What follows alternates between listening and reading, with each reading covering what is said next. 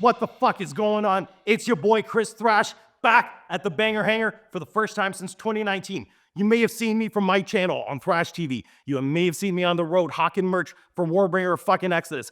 You may have seen me here hanging out with Sam Dunn talking about fucking Slayer. After Rain and Blood, they couldn't go faster than that. Can't. Exactly. And today, I am here, thanks to you, the people, to talk about, for the first time in 16 years, brand new Sacrifice, Volume 6. Face the serpent, uncoils its tail, rise and lock the eyes.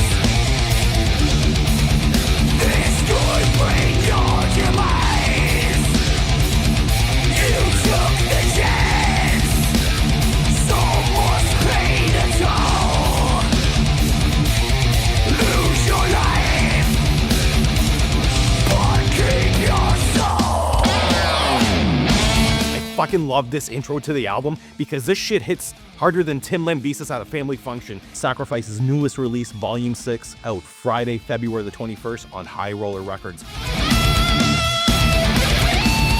So I've been listening to Sacrifice for some time now, but in case y'all didn't know, Sacrifice originally formed in 1983 in Scarborough, Ontario, a suburb of Toronto. Sacrifice played a prominent role in the 1980s underground metal scene in Toronto, and along with Voivod, Razor, and Annihilator, are considered one of the big four of Canadian thrash metal. It's been 16 years. Hopefully this isn't the goddamn Chinese democracy of their discography. Let's see how it holds up to the rest of their albums.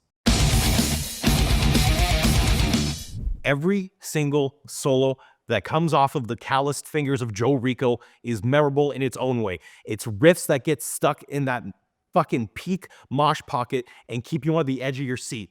The song Missile. Okay, I fucking love the song so much. It literally starts launch and strike. Whenever there's a command at the beginning of an album, it's like when you start the PlayStation, you know it's on. This fucking song lets you know that this album is on. It's like an earthquake, painted lights. Will this make you free? Like the fire of animosity. You won't see this, you won't live to see the faces of the ones you won't forgive. Put that on the back of a goddamn t-shirt. I'd buy that shit in a fucking heartbeat. Explode. Okay, I can talk about Come, right? Okay, fuck yes. Explode made me wanna fucking explode. This shit gave me the spastic urge to wanna run into another human being, a grown-ass male man. And it's really cool. There's these really cool melodic bridges in it that slowly take you in and out of the riffs on this album.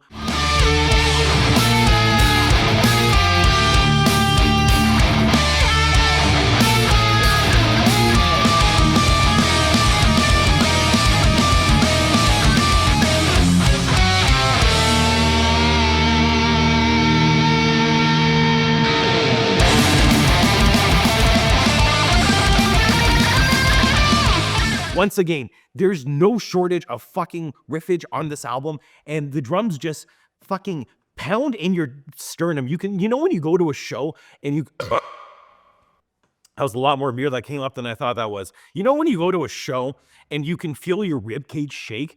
Explode makes me want to fucking just... nut.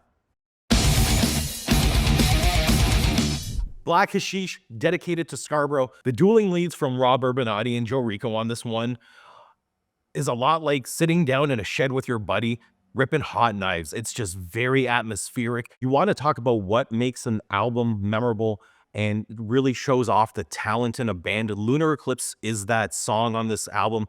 It's the standalone instrumental, and it's just Joe Rico and Rob Urbanati showing off their chemistry, and they have these dueling guitar solos against one another.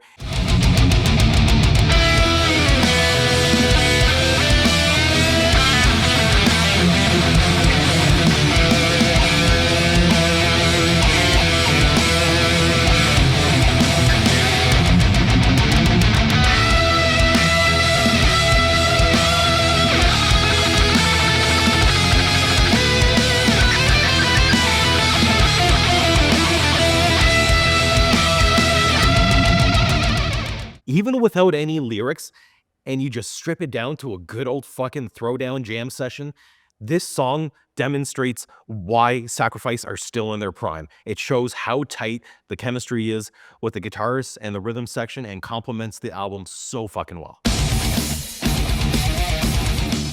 The song Trapped in a World. There's a certain section of the lyrics I highlighted here. Media blitz gives a numbing zap. That's the second key to the spring of the trap. Apathy is a social disease. Now it's on your feet or on your knees. Like, how many times have you gone to the grocery store, not been able to fucking afford anything, and you still go to your goddamn job every day? This album just gets you through the trenches of life. Memorable part about incoming mass extinction, the global wildfire, the whole world chokes. There was time to plan, but greed took that away. How fucking relevant is that in today's day and age with everything going on in California and the political climate in the States? And it's the fact that they wrote this during the pandemic and all of this coming to fruition makes it all the more eerie and hits the listener that much deeper. I love this album so fucking much. It's everything about it is perfect. Trapped in a World is perfect. We Will Not Survive is fucking perfect. We've all been betrayed, digging early graves. The optimist is gone. We will not survive. You will not survive. Fuck. It's just, it hits harder than a 10-ton freight train. And you know the killdozer, that dude that took revenge on the government? This album is a killdozer. I fucking love it. I have to talk about the bad. Some fucking opeth nerd that brings a calculator to a show is probably going to tell you, there's not enough on time signatures on this thing. Shut the fuck up. I'm just venting at this point. Someone would probably complain at some point that the lyrics are a little bit campy. You know what was campy? Sam Raimi's Spider-Man. And that Tobey Maguire is my fucking Spider-Man. I don't give a shit about this expanded universe. We peaked as a society with Sam Raimi's Spider-Man. There is no fucking bad. It's not campy. It's fucking thrash. It's in your face. You don't need a goddamn thesaurus to listen to a fucking album. It gets you in the mood to fucking smash beers and have a good fucking time. This album is perfect. It's 5 out of 5. I'm sorry, Dave Portnoy. I know you say that, it implies if you give a perfect score that there's no better pizza tomorrow.